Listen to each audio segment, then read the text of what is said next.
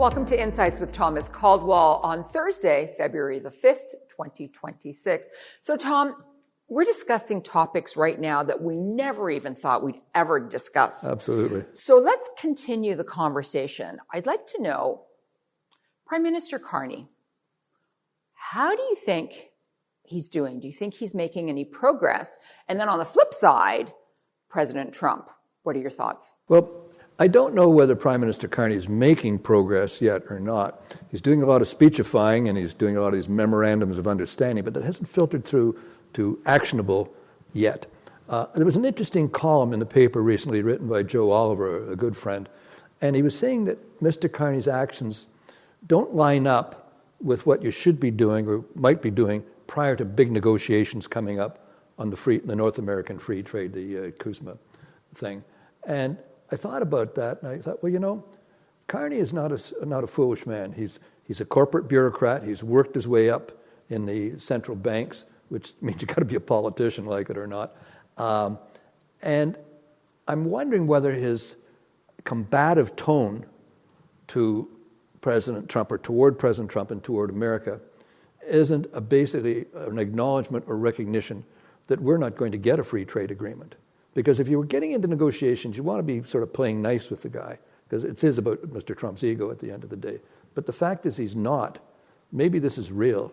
And that goes to my original outrageous thesis that I think Trump is serious about Canada, serious about that you have the Treasury Secretary Bissett coming to Alberta and saying, well, listen, why don't you guys join the United States? That's outrageous. A government official coming and wanting to break up an ally type of thing. So maybe he is serious about this. Witness the map with the U.S. flag over Canada and Greenland.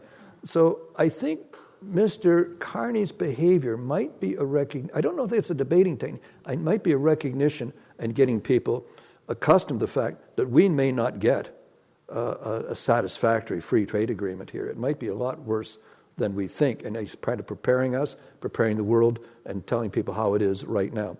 So time will tell. We don't know for sure any of these things.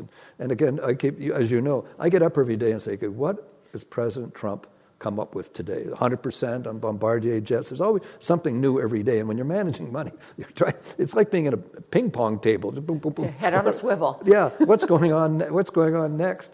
And you know, we can work through all this stuff. Don't get me wrong. Everybody, oh my God, you know, everything's a crisis these days. But we can work through this. Whatever it is, no matter how bad it is, we can work through this thing.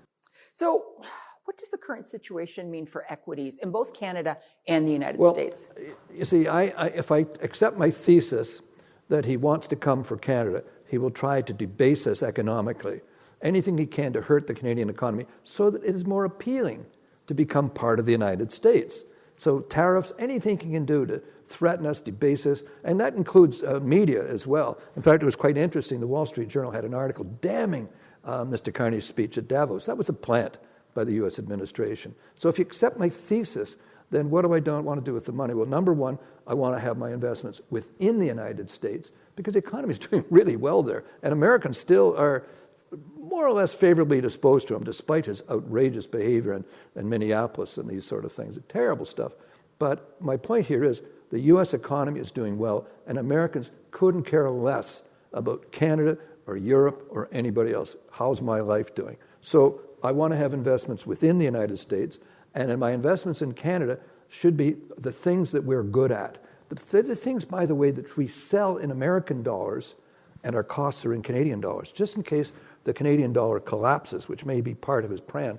In case it collapses, I have investments in the United States, and I have investments in Canada, in mining, etc., resources, and even in our banks. They generate income in U.S. dollars, but their costs are in Canadian dollars, so the margins widen up. So that's the overall bias to my investment program these days.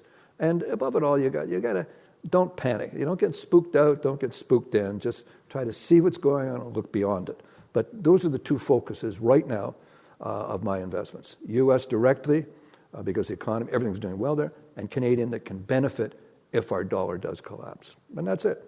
Well, thank you so much for your insights, Tom. Thank you. I'm looking forward to March. I am too. I look forward to everything. And thank you all for watching. Bye for now.